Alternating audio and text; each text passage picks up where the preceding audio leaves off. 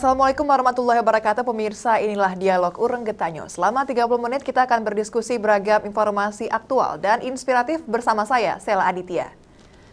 Pemirsa, pemerintah Aceh telah mengusulkan hutan adat kepada Kementerian Lingkungan Hidup atau KLH seluas 145.000 hektar lebih. Hutan adat ini nantinya akan dimanfaatkan oleh masyarakat untuk keberlangsungan hidup dalam sebuah komunitas tersebut. Kita akan berdiskusi lebih jauh tentang hal ini, bagaimana pengelola hutan adat ini secara bersama-sama. Bersama narasumber yang sudah hadir, aktivis lingkungan. Yang pertama ada Effendi Isma. Assalamualaikum Bang Effendi, terima kasih sudah hadir. Dan juga sudah bersama kita Sekretaris Pelaksana JKMA Zulfikar Arma. Assalamualaikum Bang Zulfikar. Waalaikumsalam. Terima kasih sudah hadir. Nah pemirsa, sebelum kita lanjutkan perbincangan ini, kita simak terlebih dahulu liputan tim Metro TV Aceh berikut ini. Pemerintah Aceh telah mengusulkan hutan adat kepada Kementerian Lingkungan Hidup KLH seluas 145.250,24 hektar. Usulan ini disampaikan dalam rapat koordinasi hutan adat di Jakarta yang berlangsung pada 23 hingga 24 Januari 2018. Ada 13 komunitas masyarakat hukum adat di Aceh agar mendapatkan status menjadi hutan adat. Pengelolaan hutan saat ini banyak mengalami kegagalan. Salah satu penyebabnya adalah sifat antroposentris manusia yang lebih mengedepankan kebutuhan dirinya sendiri tanpa memperhatikan kondisi alam. Penyalahgunaan fungsi kawasan, kerusakan ekosistem, dan bencana alam adalah konsekuensi logis dari perilaku tersebut. Masyarakat lokal telah lama menggantungkan hidupnya dari hutan dengan menjaga keseimbangan sumber dayanya. Di dalam memanfaatkan hutan, masyarakat telah mempunyai rambu-rambu, yaitu aturan-aturan yang harus dipatuhi baik dalam memanfaatkan kayu, pengaturan berburu, dan lain-lain. Pengelolaan berdasarkan kearifan lokal tersebut telah menjadi tradisi turun-menurun dan dipraktekkan sejak lama. Tim Liputan Metro TV Aceh. Baik, mungkin saya ke Pak Effendi terlebih dahulu ya Bang ya. Ini sebenarnya kalau kita berbicara tentang hutan adat, pemahamannya seperti apa ini Bang? Kalau untuk kita di Aceh, hutan adat itu sudah clear ketika kita berbicara mukim. Nah, kita di Aceh itu selain camat, kecamatan, ada mukim, ada gampung. Nah, untuk Aceh, kita semua wilayah itu ada mukimnya. Nah, mukim itu bisa mewakili 3-2 lebih desa, sehingga membentuk satu pemukiman, disebutlah mukim di sana. Nah, melalui Perda nomor 596, itu mukim disebutkan selain sebagai struktur pemerintah, juga peranata adat. Nah, untuk Aceh, berbicara mukim, kita berbicara adat. Jadi sepertinya istilah hutan adat dan segala macam itu selesai pada level mukim. Jadi ketika kita berbicara hutan adat di mana-mana, kita berbicara kewenangan mukimnya, bagaimana dia mengelola, bagaimana dia mengurus. Dan selama ini itu sudah berjalan sebenarnya. Bahwa ketika masyarakat ingin masuk ke atau membuka wilayah hutan, mereka harus memperoleh petunjuk, arahan atau izin dari mukim. Nah sebenarnya kalau kita berbicara hutan adat seperti yang Abang tadi sampaikan, pentingnya ini seperti apa untuk keberlangsungan hidup masyarakat saat ini? Penting sekali. Ini perlu kita catat bahwa kondisi hutan Indonesia atau Aceh khususnya sekarang adalah sebagai salah satu akibat hutan selama ini yang dikelola oleh pemerintah dengan segala macam regulasi yang ada. Kondisi yang ada sekarang ini kan menjadi open access ini. Siapapun boleh masuk. Pemerintah dengan rezim perizinannya memberikan ke pihak ketiga tanpa ada pertimbangan bagaimana dampaknya kepada komunitas yang ada di sekitar kawasan hutan. Itu banyak terjadi. Bahwa ketika dikasih izin HPH, HTI, dan segala macamnya itu, yang menjadi imbas dampaknya itu negatif sekali pada masyarakat di sekitar. Mereka sudah nggak boleh lagi mengakses, mereka sudah nggak boleh lagi masuk, karena sudah ada perusahaan di sana.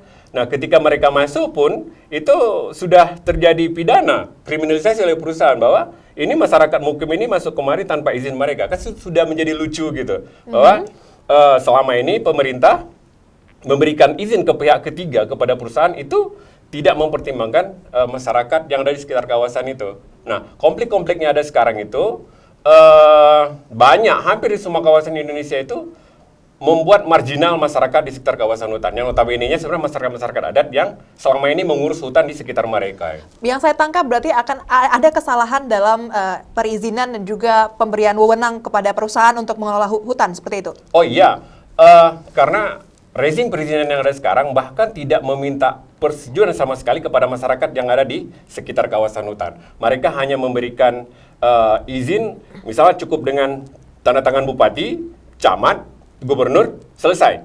Mereka tidak mendengarkan apakah masyarakat di sana setuju atau tidak. Apakah masyarakat di sana akan terbantu hidupnya atau tidak. Mereka tidak sampai ke sana penetrasi dari regulasi perizinan ini. Baik, Bang Zulfikar, Anda melihat apakah benar bahwa pemerintah saat ini terlalu gampang memberikan izin, kemudian tanpa memperhatikan kebutuhan masyarakat di sekitar hutan itu sendiri? Ya, sebenarnya kalau dilihat dari apa yang sudah dilakukan oleh pemerintah saat sekarang ini, ketika proses dulunya, proses pengeluaran izin ini kan serta-merta misalnya pemampatan kawasan hutan di Aceh, itu kan perizinan dari pemerintah pusat. Misalnya HPH, HTI dan lain sebagainya. Namun pemerintah pusat kan tidak pernah melihat apakah kondisi luasan wilayah yang diberikan izin kepada perusahaan ini ada terkena atau terimbas kepada wilayah yang sudah lama didiami oleh masyarakat, kemudian sudah lama dikelola oleh masyarakat. Nah, sehingga kita lihat bahwa ini ada kesalahan masa lalu yang saat sekarang ini dicoba pemerintah saat sekarang ini, pemerintah Jokowi ingin mencoba merubah. Jadi mencoba memberikan peluang akses kepada sebesar-besarnya kepada masyarakat yang berada di dalam kawasan hutan. Nah, dengan kita lihat bahwa ini kan pemerintah pusat mencoba memperbaiki dulu perizinan itu kepada perusahaan. Ya, sekarang memberikan peluang kepada masyarakat di sekitar kawasan untuk bisa melakukan pengelolaan kawasan yang berada di dalam wilayah masyarakat adat itu. Ada kontradiktif di situ ya? Iya, sebenarnya kalau dulunya kan kelihatannya bahwa izin itu hanya kepada perusahaan saja, kepada beberapa orang yang mendapat penerima manfaatnya. Baik, berarti dulu hanya kepada perusahaan, sekarang justru mau diubah seperti itu ya? Baik, akan kita lanjutkan di segmen berikutnya. Pemirsa, tetaplah bersama kami, Dialog Urang Getanyo segera kembali.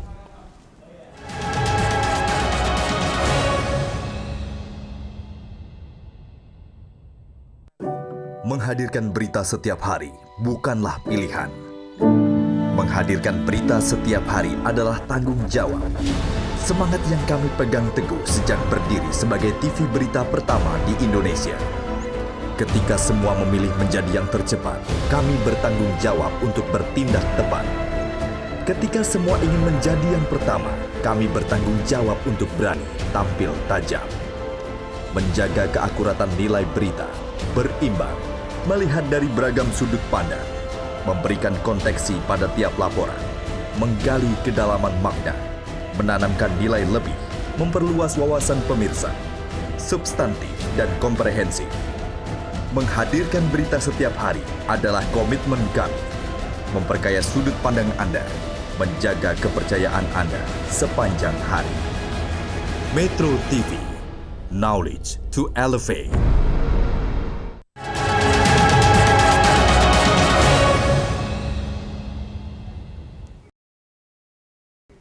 Pemirsa, Anda kembali menyaksikan Dialog Urang Getanyo. Kita masih membahas tentang bagaimana mengelola hutan adat Aceh bersama para aktivis di sini juga sudah hadir. Pak Zulfikar, tadi kita sebelumnya sempat membahas tentang ada kesalahan masa lalu dari pemerintah yang sebelumnya memberikan izin kepada perusahaan, kemudian ingin mengembalikan lagi kepada masyarakat. Masih masuk akalkah untuk mengembalikan ini, Pak? Ya, sebenarnya kalau lihat niatannya, ini kan ada niatan dari pemerintah pusat sendiri. Pemerintah Jokowi akan di dalam programnya ada 12,7 juta hektar itu diberikan akses dikelola oleh masyarakat, termasuk di dalamnya ada hutan adat. Nah, hutan adat ini direncanakan oleh pemerintahan Jokowi sampai 2019 itu ada sekitar 4 juta hektar. Nah, ini kan memberi peluang sebenarnya kepada seluruh masyarakat. Akan tetapi ruang-ruang yang diberikan kepada masyarakat itu tidak semudah apa yang diberikan kepada pihak perizinan. Nah, ini menjadi catatan kita sendiri bahwa niatannya baik memang akan untuk diberikan akses, tapi ada prasyarat yang banyak sekali yang akan harus disiapkan oleh masyarakat sendiri. Ada kesulitan tersendiri di situ ya, Pak ya? Iya, pasti. Ya, misalnya kalau hutan adat yang diusulkan ini pertama harus ada perda atau kanun soal pengakuan masyarakat adatnya. Nah, selain ada kanun itu, ya wilayahnya juga harus ada ditetapkan. Kemudian masyarakat juga kan, masyarakat di sekitar kawasan hutan itu kan mereka tidak punya kemampuan untuk memetakan wilayahnya. Nah, ini sebenarnya menjadi bagian tugas dari pemerintah untuk memetakan wilayah mereka. Jadi ketika ini sudah dipetakan, sudah ditetapkan, baru proses bisa diusulkan.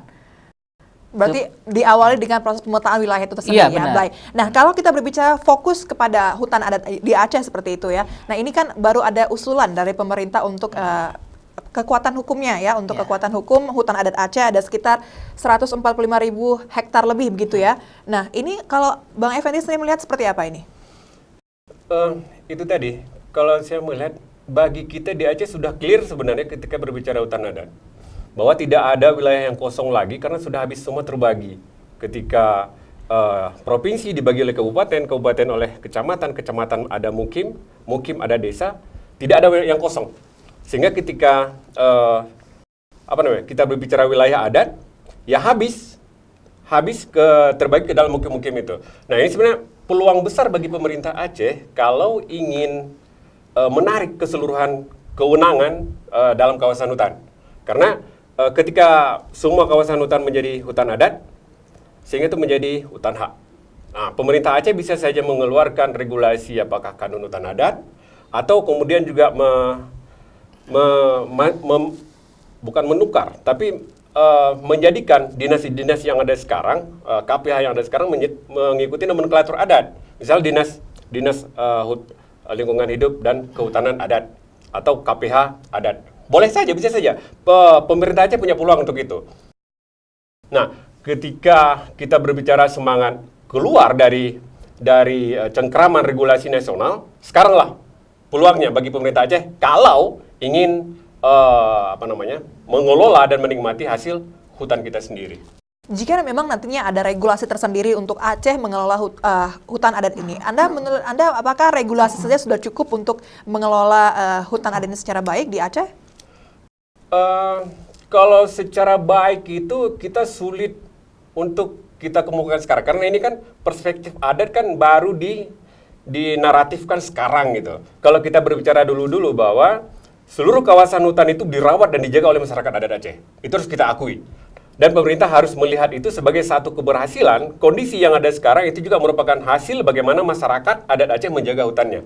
Nah, itu merupakan bagian kontribusi yang cukup kuat. Nah, ketika ini diberikan kewenangan, kekuasaan yang lebih, pemerintah nggak boleh meninggalkan begitu saja. Gitu. Pemerintah harus ikut, harus mendampingi dan mengarahkan, ya memberikan aturan-aturan. Nah, bagaimana ketika masyarakat adat itu ingin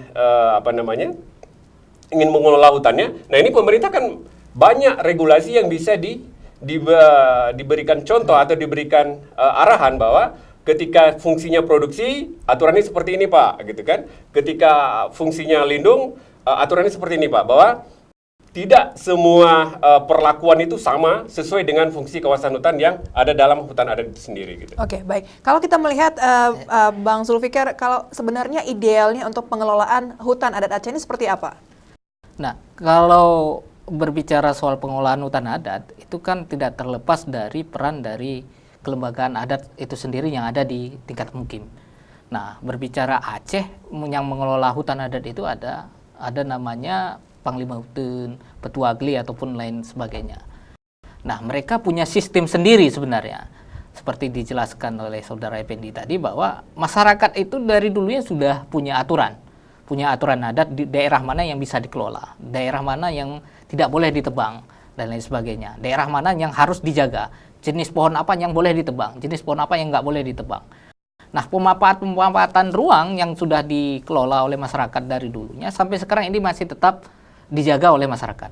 Nah, yang jadi kelemahan oleh masyarakat sendiri, masyarakat adat terutama, bahwa karena tidak ada penetapan khusus oleh pemerintah daerah, ini kan wilayahnya jadi ngambang.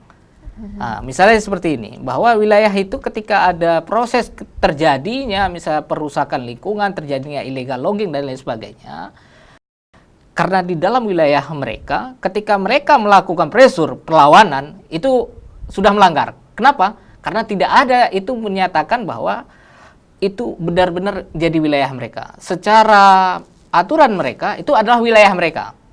Berarti tidak memiliki kekuatan hukum yang kuat seperti itu? Ya, karena kan belum ditetapkan wilayahnya. Secara ini memang walaupun ada kalau masyarakatnya itu kuat, juga tetap mereka memberontak. Walaupun tidak ada ditetapkan. Tapi karena menggunakan ketika digunakan bahwa ada izin di dalam wilayah mereka itu duluan diterbitkan oleh negara, oleh pemerintah, mereka ketika dilakukan kriminalisasi mereka tidak punya kekuatan hukum. Kenapa? Ya ketika bahwa apa bukti bahwa itu adalah wilayah masyarakat adat. Secara regulasi ya masyarakatnya diakui, tapi wilayahnya belum ditetapkan. Nah, ini menjadi kesalahan bahwa kenapa ketika penetapan masyarakat seharusnya include dengan wilayahnya sendiri. Nah, ya, jadi kita berharap bahwa yang saat sekarang yang sudah diusulkan oleh pemerintah Aceh yang sekitar ada 145.000 itu segera untuk diproses selanjutnya, misalnya proses tahapan penetapan. Yang pemerintah juga harus mencermati dari usulan itu apa kekurangannya. Nah, baik, kalau Anda melihat fenomena yang terjadi saat ini di hutan wilayah adat Aceh, bagaimana desakan ini harus seperti yang Bapak sampaikan tadi, memang harus segera diusulkan kemudian diproses. Ini kenapa? Apa temuan Anda di lapangan? Nah, kalau dari kita lihat bahwa dari yang 13 atau dari yang 145.000 itu yang diusulkan bahwa ini kan ada keinginan masyarakat untuk melakukan pengolahan. Nah, tapi melalui regulasi yang dari kementerian, yang Kementerian Lingkungan Hidup dan Kehutanan nomor 32 tahun 2015 tentang hutan hak, kan ada prasyarat. Misalnya apakah yang 145.000 ini sudah clear proses untuk akan ditetapkan.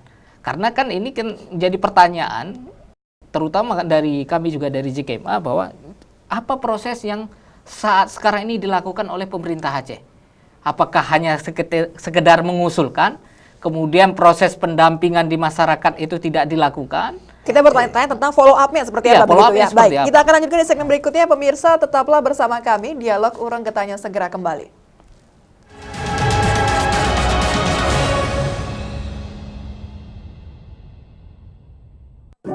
Menghadirkan berita setiap hari bukanlah pilihan. Menghadirkan berita setiap hari adalah tanggung jawab. Semangat yang kami pegang teguh sejak berdiri sebagai TV berita pertama di Indonesia. Ketika semua memilih menjadi yang tercepat, kami bertanggung jawab untuk bertindak tepat. Ketika semua ingin menjadi yang pertama, kami bertanggung jawab untuk berani tampil tajam. Menjaga keakuratan nilai berita, berimbang, melihat dari beragam sudut pandang, memberikan konteksi pada tiap laporan, menggali kedalaman makna, menanamkan nilai lebih, memperluas wawasan pemirsa, substantif dan komprehensif. Menghadirkan berita setiap hari adalah komitmen kami. Memperkaya sudut pandang Anda, menjaga kepercayaan Anda sepanjang hari. Metro TV, knowledge to elevate.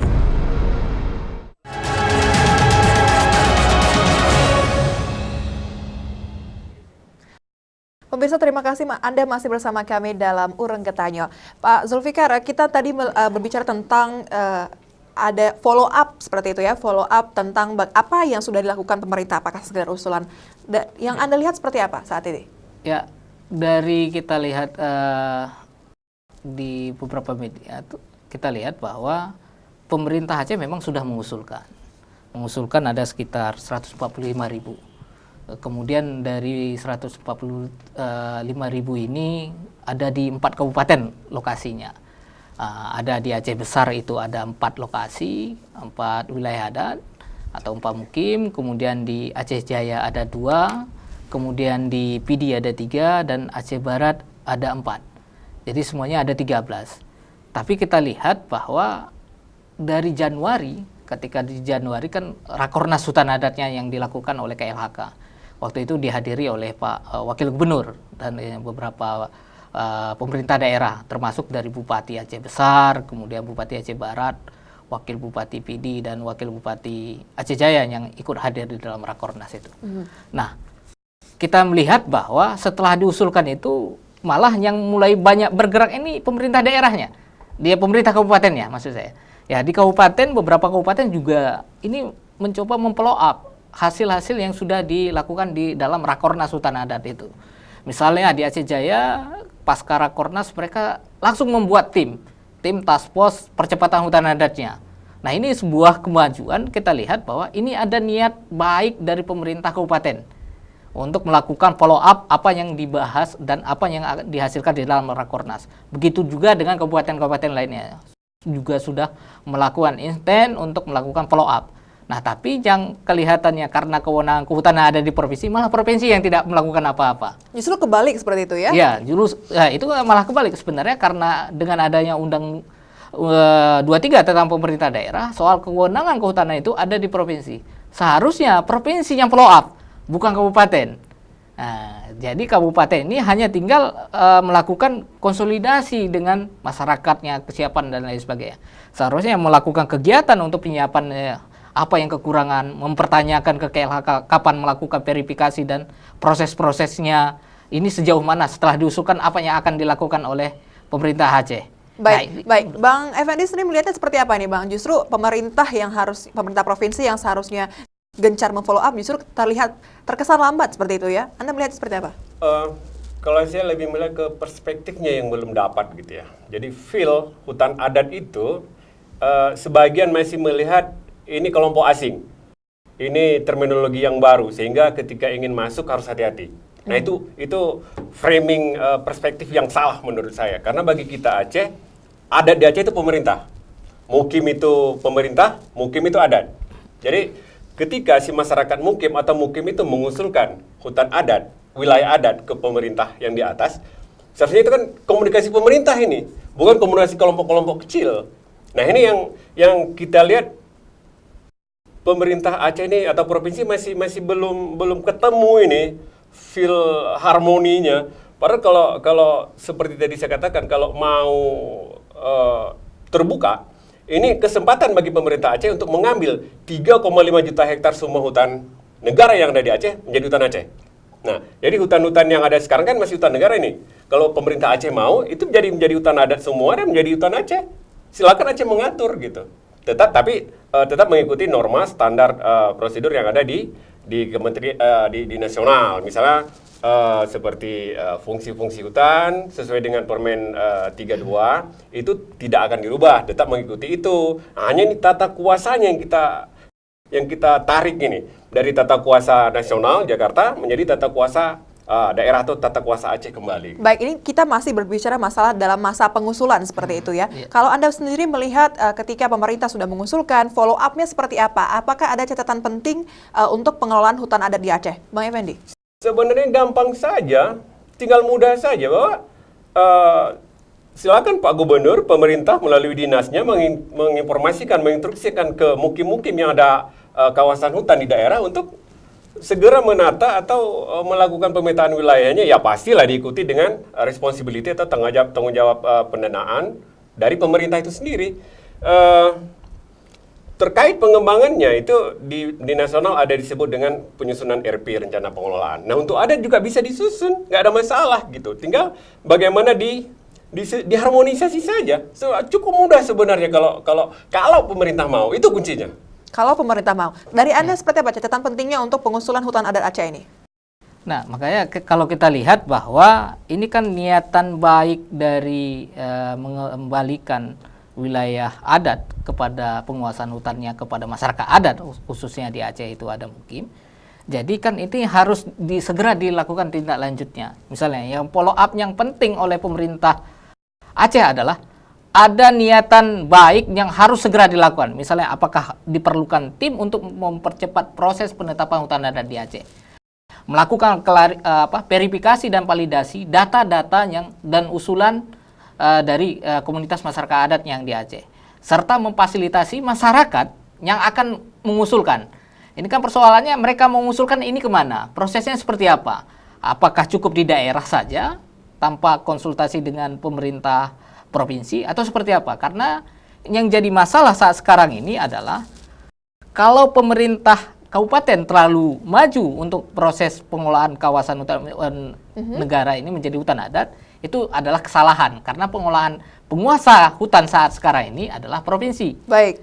Nah, jadi kita berharap bahwa pemerintah Aceh itu segera melakukan konsolidasi penuh dengan seluruh pemerintah daerah. Berarti konsolidasi penuh dengan seluruh pemerintah daerah. Terakhir dari Anda, Bang Effendi, seperti apa untuk pengelolaan hutan adat Aceh ke depan seperti apa? Singkat saja. Karena disebut dengan hutan adat, berarti akan dikelola oleh masyarakat adat.